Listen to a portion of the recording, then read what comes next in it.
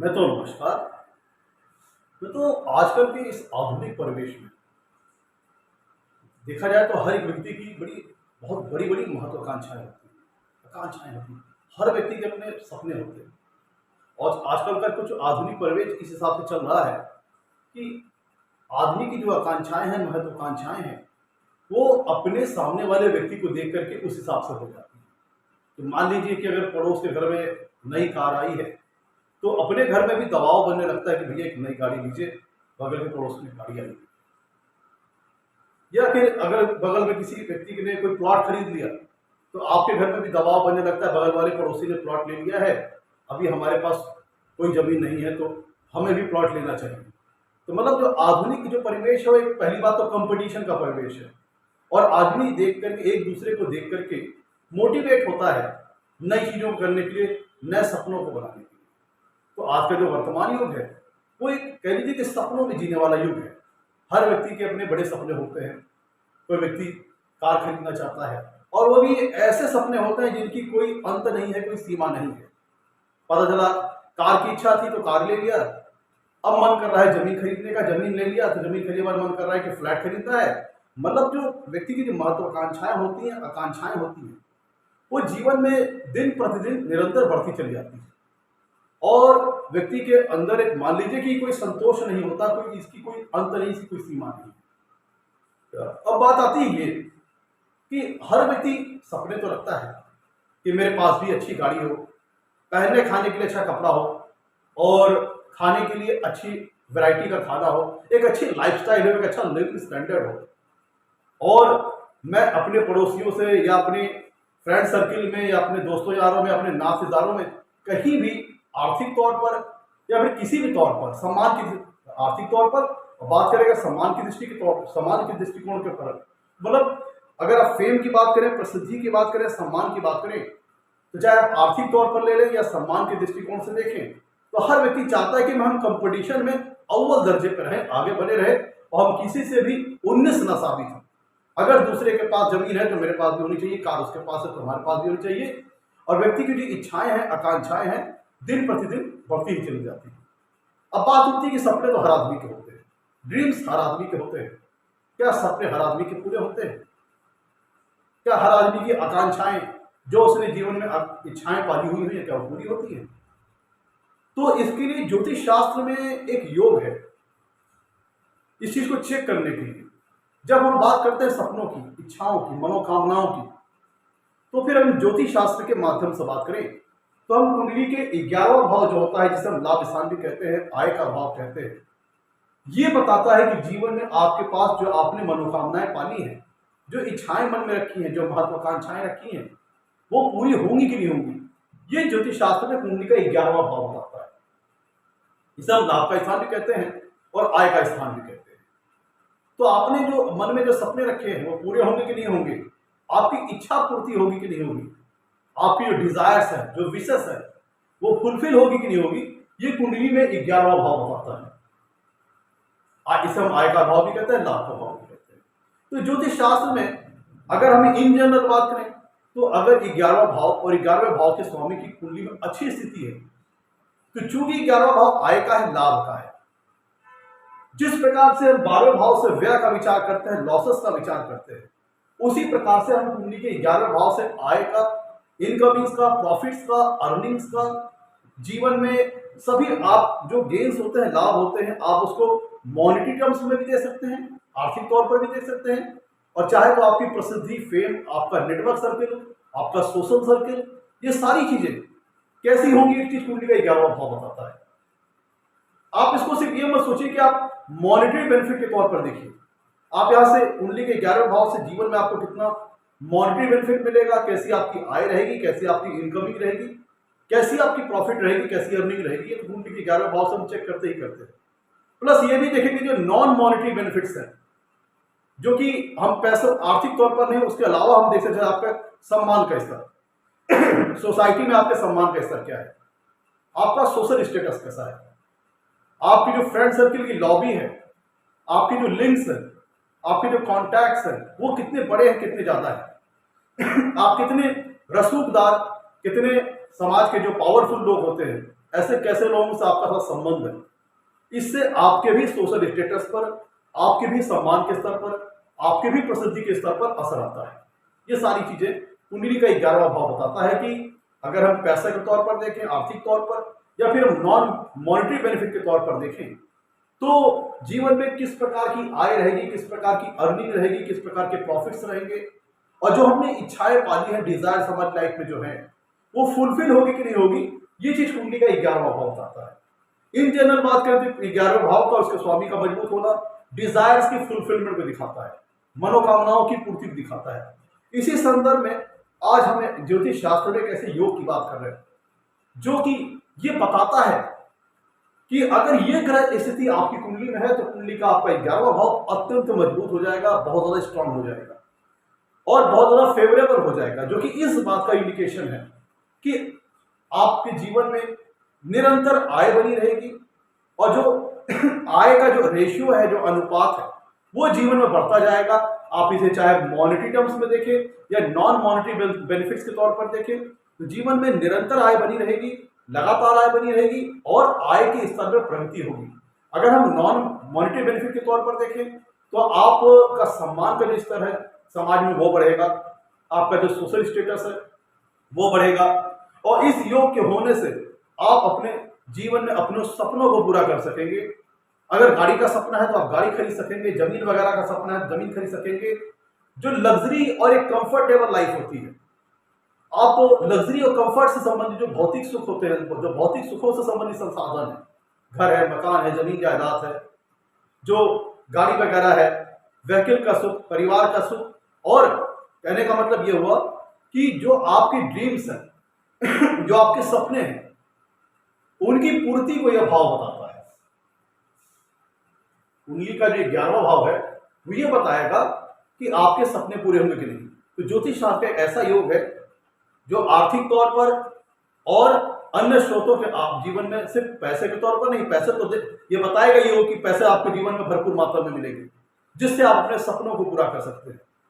अपने सपनों से संबंधित चीजें हैं, जो इच्छाएं हैं, गाड़ी की इच्छा है, जमीन की इच्छा है, तो सारी चीजें अपने जीवन में मेंटेन कर सकते हैं और इससे आपका सोशल स्टेटस भी बढ़ेगा, आपके लिंक्स एंड कॉन्टैक्ट्स अच्छे होंगे, आपकी सोशल सर्किल की जो लॉबी होगी बहुत बड़ी होगी, फ्रेंड सर्किल की जो लॉबी होगी बड़ी होगी, आपके नेटवर्क सर्किल अच्छे रहेंगे आपके नेटवर्क सर्किल में रसूखदार और समाज के जो पावरफुल लोग रहेंगे वो इसमें शामिल होते हैं।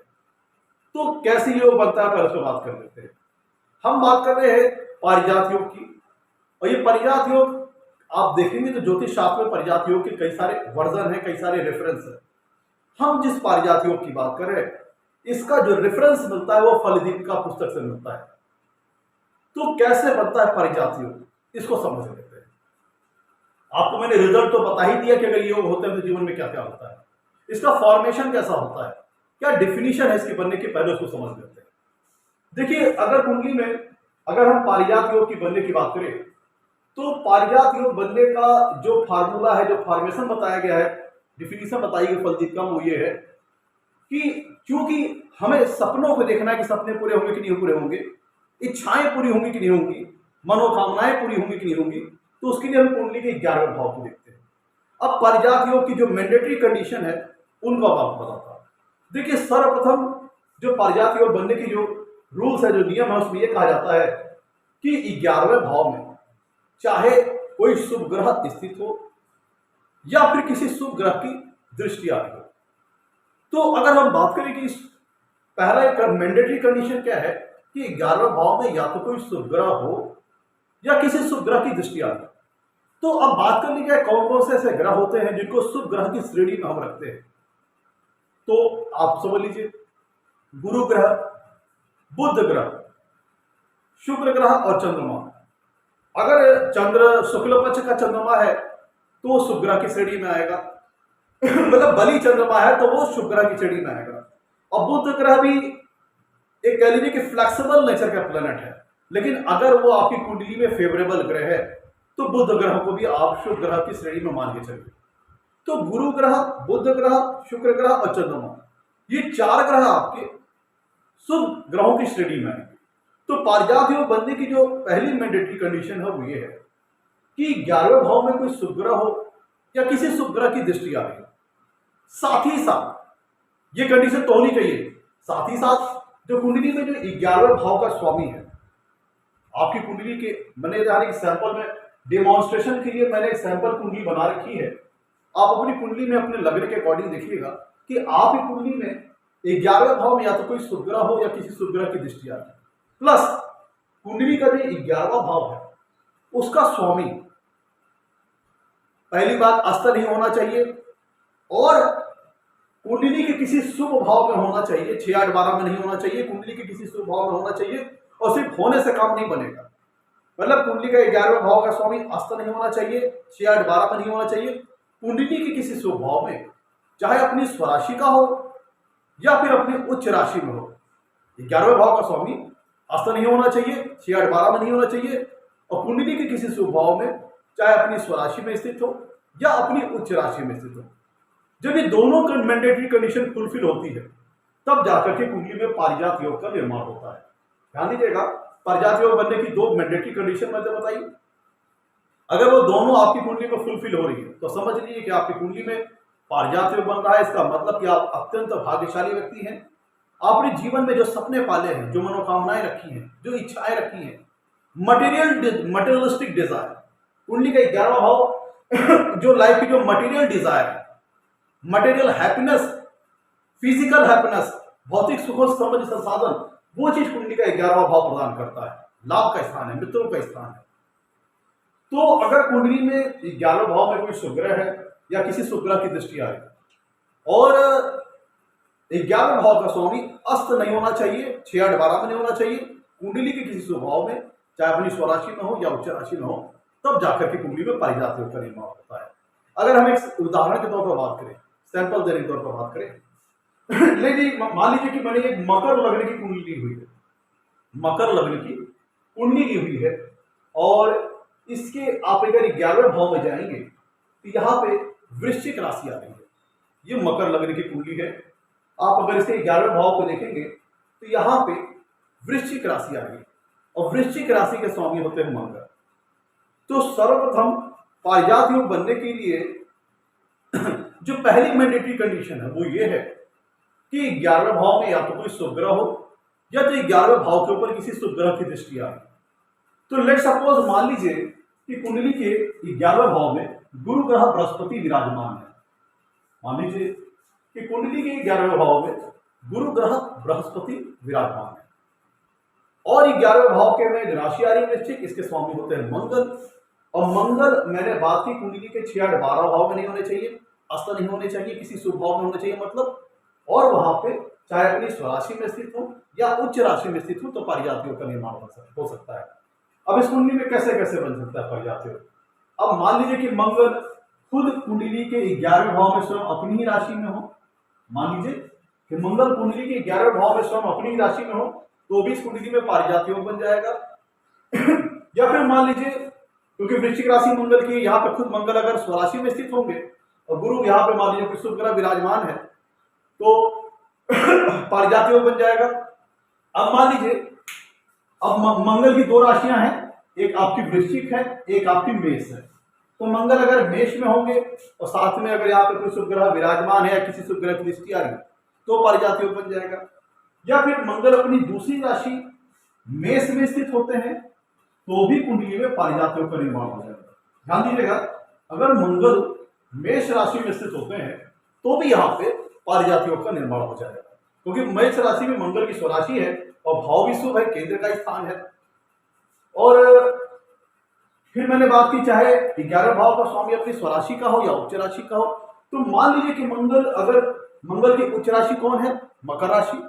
मान लीजिए कि मंगल लग्न में ही अपनी उच्च राशि मकर में ही विराजमान है तो भी इस कुंडली में पारिजात योग का निर्माण हो जाएगा।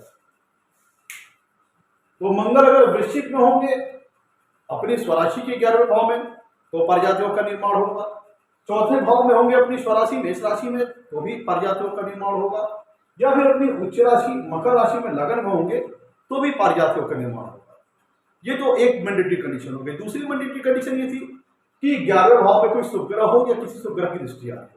अब लेट सपोज मान लीजिए कि गुरु अगर तीसरे भाव में भी होंगे तो यहाँ से इनकी नवम दृष्टि 11वें भाव पर आएगी। तो गुरु की नवम दृष्टि 11वें भाव पर आएगी और मंगल अपनी उच्च राशि में है, शुभ भाव में है, अस्त नहीं है, तो भी इस कुंडली में पारिजात योग का निर्माण होगा। तो पारिजात योग बनने की 2 कंडीशन हो गई, 11वें भाव में कोई शुभ ग्रह हो या किसी शुभ ग्रह की दृष्टि आए, और ये 11वां भाव का जो स्वामी है वह अस्त नहीं होना चाहिए, 6, 8, 12 में नहीं होना चाहिए, किसी शुभ भाव में अपनी स्वराशि का हो या उच्च राशि का हो, तब जाकर के कुंडली में पारिजात योग का निर्माण होता है। और अगर आपकी कुंडली में पारिजात योग का निर्माण हो रहा है तो आपके सपने पूरे होंगे जीवन में। अगर सपना लग्जरी एंड कंफर्ट का है तो मिलेगा आपको। ये आय का स्थान है, लाभ का स्थान है, और इसका होने का मतलब है जीवन में निरंतर लाभ बना रहेगा, निरंतर आय बनी रहेगी। किसी न किसी स्रोत से, अगर आपको मान लीजिए कि लाइफ में कभी स्ट्रगल वाला फेज भी आया तो किसी न किसी फेज से आपको पैसों की इनकमिंग, आय के स्रोत बने रहेंगे अगर कुंडली में आपका पारिजात योग का निर्माण हो रहा है। तो ये मतलब ये हुआ कि ये पैसों की इनकमिंग की मजबूती को दिखाता है, पैसों की आमद की मजबूती को दिखाता है कुंडली का 11वां भाव। तो इस अगर ये पारिजात योग आपकी कुंडली बन रहा है तो आपका 11th हाउस काफी फेवरेबल हो जाएगा और काफी स्ट्रांग हो जाएगा, जो इस बात का इंडिकेशन है कि आपकी डिजायर्स फुलफिल होंगी, आपकी मनोकामनाएं पूरी होंगी, आपकी इच्छाएं, आपकी महत्वाकांक्षाएं वो जीवन में सारी की सारी पूरी होंगी, सिर्फ आर्थिक तौर पर नहीं बल्कि आपके सम्मान के स्तर पर। और ऐसा व्यक्ति हंसमुख मिजाज का होता है, खुश रहने वाला होता है, क्योंकि उसके सपने पूरे होते चले जाते हैं।